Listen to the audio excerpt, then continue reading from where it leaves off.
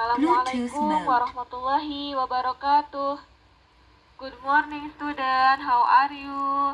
Alhamdulillah, semoga senantiasa sehat selalu. Hari ini kita akan pembelajaran online, yaitu tema F cita-citaku, subtema 1 aku dan cita-citaku, pembelajaran 3 dan 4. Hari ini akan belajar dengan teacher Iim.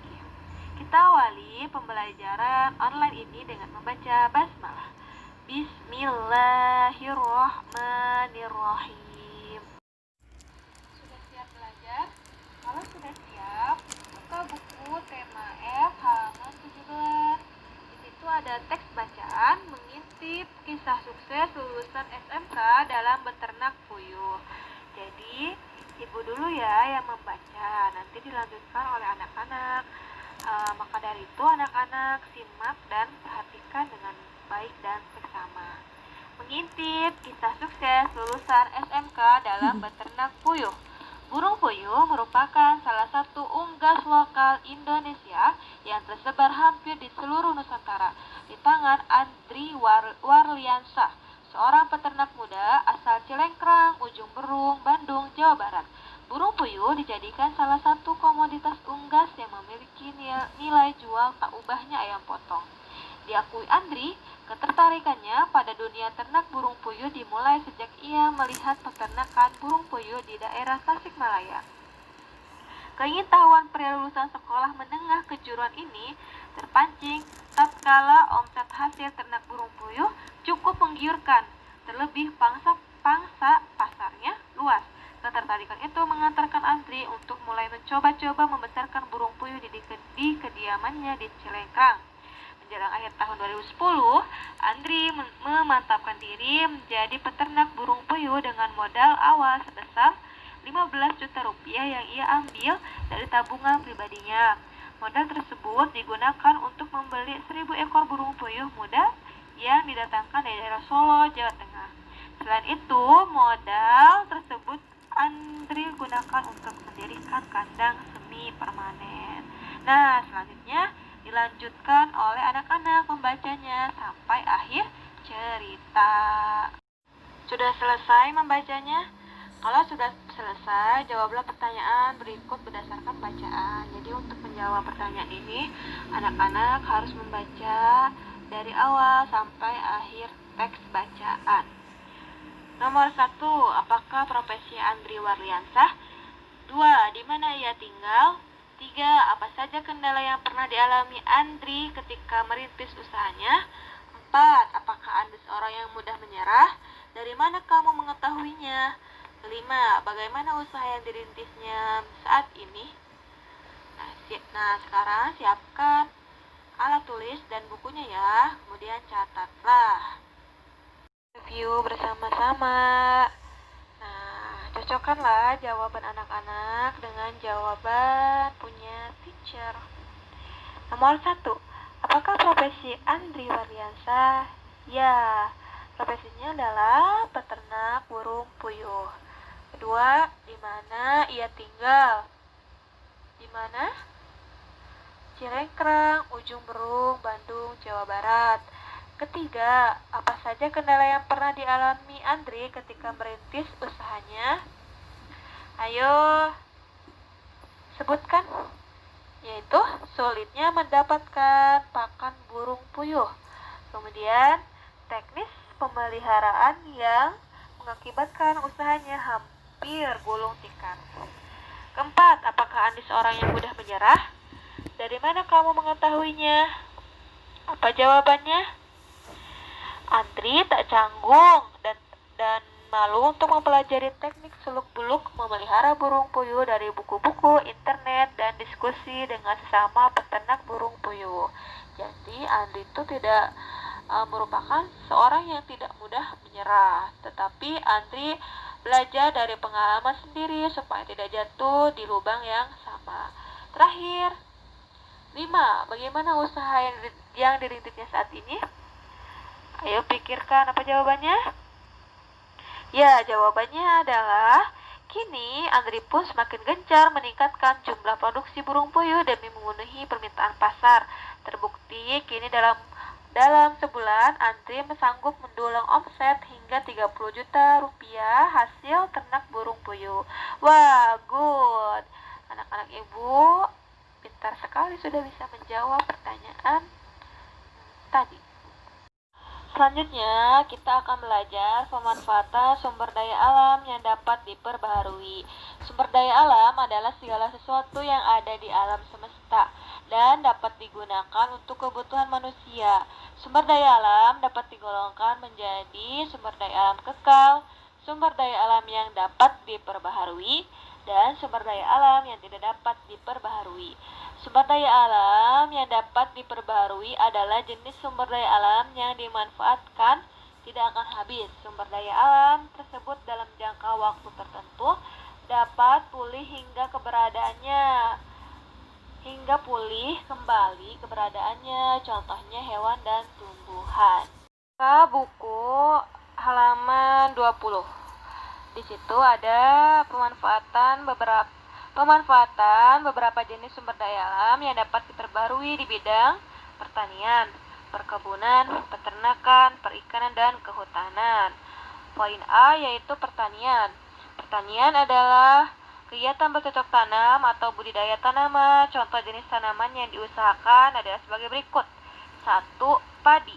Padi adalah tumbuhan yang biasa ditanam di sawah. Padi ditanam untuk diambil gabahnya. Gabah padi digiling menjadi beras. Beras adalah makanan pokok sebagian orang Indonesia. 2. Palawija. Palawija merupakan tanaman pangan selain padi. Jenis palawija yang bisa ditanam adalah jagung, ubi, dan kacang-kacangan. Seperti halnya padi, tanaman palawija setelah dipanen akan mati, namun benih palawija yang ditanam akan kembali tumbuh seperti semula. Poin B. Perkebunan. Perkebunan merupakan kegiatan pertanian pada lahan kering. Maksud lahan kering yaitu lahan tersebut tidak memerlukan air sebanyak air di sawah. Contoh jenis tanaman perkebunan yang diusahakan adalah sebagai berikut. 1. Karet. Karet adalah tanaman yang disadap untuk diambil getahnya. Getah karet disebut latex. Kedua yaitu kelapa sawit. Kelapa sawit merupakan bahan dasar untuk membuat minyak goreng, margarin, atau minyak cat. Poin C yaitu peternakan. Peternakan terbagi menjadi 3 yaitu peternakan hewan besar, peternakan hewan kecil, dan peternakan unggas. Peternakan hewan besar, jenis hewan yang diternakan adalah diantaranya sapi, kerbau, atau kuda. Hewan ini dikembangbiakan untuk diambil daging atau susunya. 2 yaitu peternakan hewan kecil, jenis hewan yang diternakan diantaranya kambing dan domba. Kambing dan domba dikembangbiakan untuk diambil daging atau susunya. 3. Peternakan unggas, jenis hewan yang diternakan diantaranya ayam, itik, angsa, dan burung. Hewan jenis ini dikembangbiakan untuk diambil daging atau telurnya. Selanjutnya yaitu perikanan. Poin D. Perikanan merupakan usaha pengembangbiakan dan penangkapan ikan. Budidaya ikan dapat dilakukan di darat maupun di laut. Poin 1 yaitu perikanan darat. Perikanan darat meliputi kegiatan penangkapan dan budidaya ikan di perairan darat. Penangkapan dan budidaya ikan dapat dilakukan di kolam, waduk, sungai, danau, sawah, ataupun tambak. Itu adalah perikanan darat. Sedangkan nomor 2 yaitu perikanan laut. Kegiatan perikanan laut meliputi kegiatan penangkapan dan budidaya ikan di laut. Kegiatan penangkapan misalnya ikan kembung, ikan kerapu, ikan kakap, kerang, lobster, dan cumi. Hutan atau kehutanan. Hutan merupakan suatu wilayah yang tumbuhi berbagai jenis pepohonan. Pepohonan tersebut dimanfaatkan oleh manusia sebagai sumber penghasil kayu.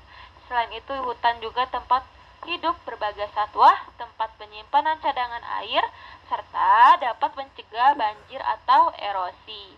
Beberapa jenis hutan yang tumbuh di wilayah Indonesia diantaranya adalah sebagai berikut. Buka buku halaman 22, di situ ada poin nomor 1 yaitu hutan hujan tropis. Hutan hujan tropis terdapat di Sumatera, Kalimantan, dan Papua. Hutannya lebat dan ditumbuhi oleh berbagai jenis pepohonan. Yang kedua yaitu hutan musim. Hutan musim terdapat di Jawa Timur dan Bali. Pada musim kemarau pohonnya merangga, sedang pada musim hujan daunnya pada pohon tersebut kembali tumbuh. Contohnya adalah hutan pohon jati. Yang ketiga yaitu hutan mangrove. Hutan mangrove atau hutan bakau tumbuh di daerah pantai yang berlumpur. Jenis tumbuhan pada hutan bakau antara lain nifah dan bidadari.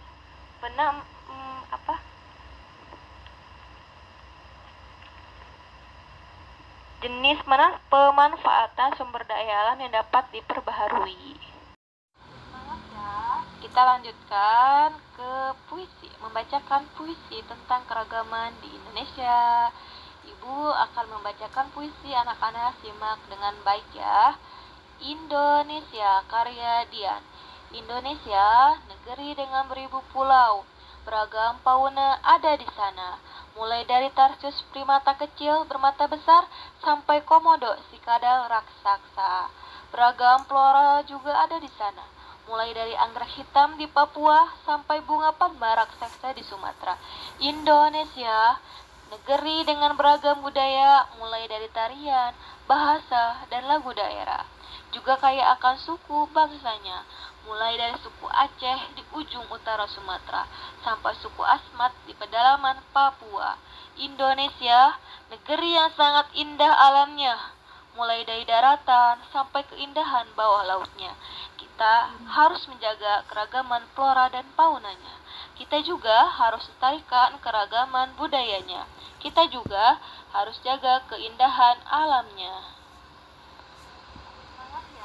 Kita lanjutkan.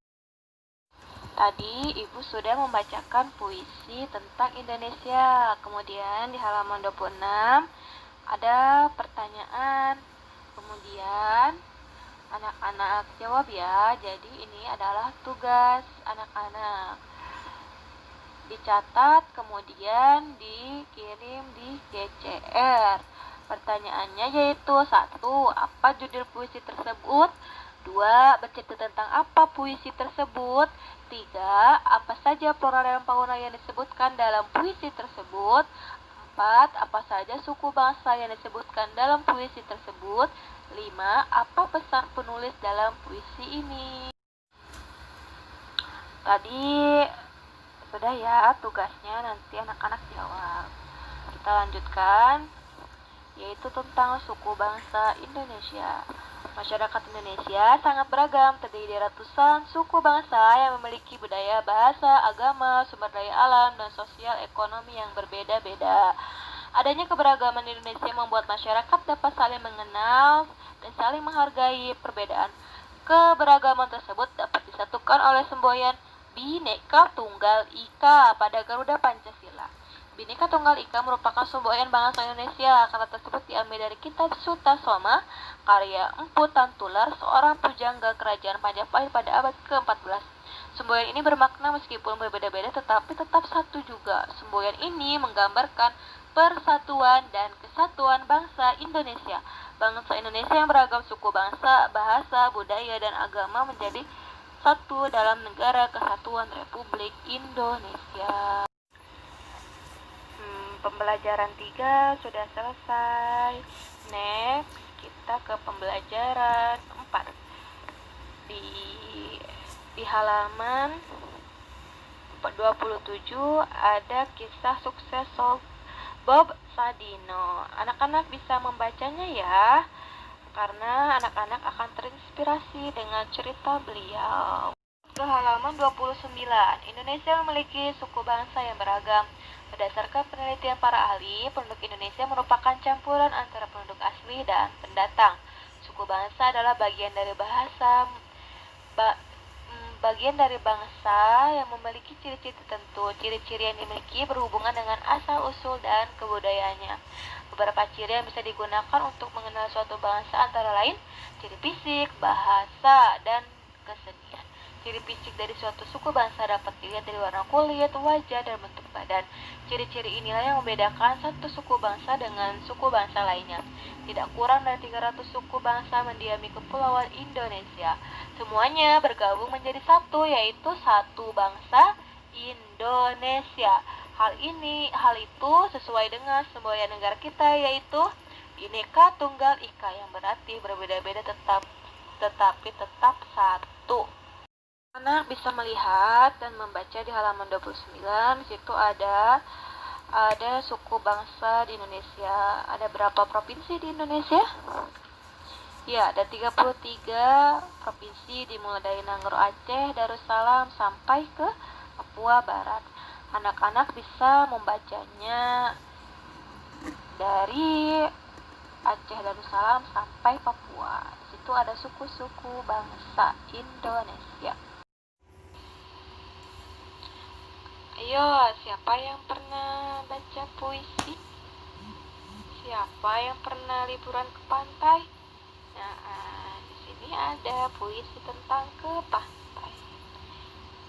Di situ puisi menceritakan tentang pemandangan pantai Karang yang sangat indah sekali. Ke pantai bertamasya bersama keluarga, melihat pemandangan pantai Karang. Di kejauhan sudah kudengar suara ombak memecah daun batu karang. Aku segera berlari mendekat, menyaksikan ombak yang bergulung-gulung, merasakan kelembutan pasir putih, menikmati embunan semilir angin. Tidak bosan ku nikmati, tiada jenuh merasakan, tiada henti ku kagumi indah, tiada tara ciptaannya. Sebelumnya kita pernah belajar tentang puisi. Puisi merupakan pilihan kata yang tersusun secara cermat sehingga memiliki bunyi, irama, atau makna yang khusus. Sebuah puisi dapat menggambarkan kehidupan, kekaguman, kritikan, dan penyesalan. Puisi ke pantai menggambarkan keindahan pantai. Tiada ciptaan Tuhan yang tidak indah, manusia selalu mengagumi ciptaan Tuhan. Salah satu contohnya adalah mengagumi keindahan pantai. Lanjut ke halaman 33, pemanfaatan sumber daya alam yang tidak dapat diperbaharui. Sebelumnya kita belajar tentang sumber daya alam yang dapat diperbaharui. Ini adalah lawannya. Sumber daya alam yang tidak dapat diperbaharui adalah jenis sumber daya alam yang bisa dimanfaatkan akan langsung habis. Sumber daya alam yang tidak dapat diperbaharui tidak dapat pulih kembali keberadaannya. Seandainya dapat pulih pun akan memerlukan waktu yang sangat lama. Waktu yang diperlukan untuk memulihkannya mencapai ratusan juta tahun. Berikut ini adalah pemanfaatan beberapa jenis sumber daya alam yang tidak dapat diperbarui. Poin A, batu bara. Batu bara berasal dari tumbuhan purba yang telah mati berjuta-juta tahun yang lalu. Oleh karena pengaruh alam, wujud tumbuhan purba itu berubah menjadi arang dan batu. Batu bara banyak digunakan sebagai bahan bakar untuk keperluan industri dan rumah tangga. Jadi itulah pengertian batu bara. Selanjutnya B, minyak bumi. Minyak bumi berasal dari hewan, plankton, dan jasad renik yang telah mati berjuta-juta tahun akibat adanya tekanan serta pengaruh suhu di bumi. Kemudian berubah menjadi cairan pekat yang disebut minyak bumi. Nah, biasanya minyak bumi ini diolah untuk apa? Ya, bahan bakar pesawat terbang, bensin untuk kendaraan bermotor, solar untuk bahan bakar diesel, dan oli untuk pelumas mesin. Itulah manfaat minyak bumi. Selanjutnya emas. Siapa yang tidak tahu dengan emas? Seringkali ya kita melihat bunda atau perempuan sering mengenakan emas. Nah, daerah penghasil emas terbesar di Indonesia adalah Mimika di Papua dan Cikotak, Jawa Barat. Produksi emas di negara kita sebagian diekspor dan sebagian lagi digunakan di dalam negeri. Poin D, besi. Besi berasal dari bahan yang bercampur dengan tanah, pasir, dan sebagainya. Besi merupakan bahan endapan dan logam yang berwarna putih. Biji besi dimanfaatkan sebagai bahan baku peralatan rumah tangga, pertanian, otomotif, perkakas, mesin, dan lain-lain. Sudah tidak asing lagi ya besi di lingkungan sekitar kita. Poin E, aspal. Aspal terbentuk dari sisa penyulingan dari minyak bumi dan alam. Aspal dimanfaatkan sebagai lapisan untuk memperkeras permukaan jalan. Itulah pemanfaatan sumber daya alam yang tidak dapat diperbaharui. Wow, sudah selesai pembelajaran 4. Sudah selesai pembelajaran 3 dan 4. Ayo simpulkan pembelajaran hari ini. Pertama, di pembelajaran kedua kita belajar tentang apa? Ya, tentang bacaan pengusaha burung puyuh. Kemudian, pemanfaatan sumber daya alam yang dapat diperbarui. Sebutkan apa saja? Ya, pertanian, perkebunan, perikanan, dan kehutanan. Selanjutnya kita belajar tentang apa, ayo? Ya, tentang puisi keragaman Indonesia. Selanjutnya kita juga belajar tentang keragaman suku bangsa yang berbeda-beda tetapi tetap satu juga, yaitu Bhinneka Tunggal Ika semboyan kita. Itu adalah pembelajaran 3. Sedangkan pembelajaran 4 kita belajar tentang apa? Ya, tentang kisah sukses Bob Sadino. Kemudian kita belajar tentang suku bangsa yang ada di Indonesia, yaitu dari Provinsi Aceh sampai Papua. Kemudian kita juga membaca puisi ke pantai. Puisi merupakan pilihan kata yang tersusun secara cermat yang memiliki makna di dalamnya. Kemudian kita belajar apa lagi? Yaitu tentang pemanfaatan sumber daya alam yang tidak dapat diperbarui. Apa saja yang termasuknya? Yaitu batu bara, minyak bumi, emas, besi, dan aspal. Wah, sudah banyak ya kita belajar hari ini. Nah, kita akhiri pembelajaran online ini dengan membaca hamdalah. Alhamdulillahirabbil alamin. Don't forget, tugas tematik ada pada halaman 26. Jadi, anak-anak bisa melihatnya ya di halaman 26. Dicatat di buku dengan rapi dan kirim ke Google Classroom. Good luck atas perhatian anak-anak yang sangat luar biasa. Ibu mengucapkan terima kasih sekali. Thank you so much. Semoga pembelajaran hari ini bermanfaat bagi kita semua. Jangan lupa tetap semangat ya dan patuhi protokol kesehatan dan jaga kesehatan selalu di rumah. Cukup sekian dari Ibu. Wassalamualaikum warahmatullahi wabarakatuh.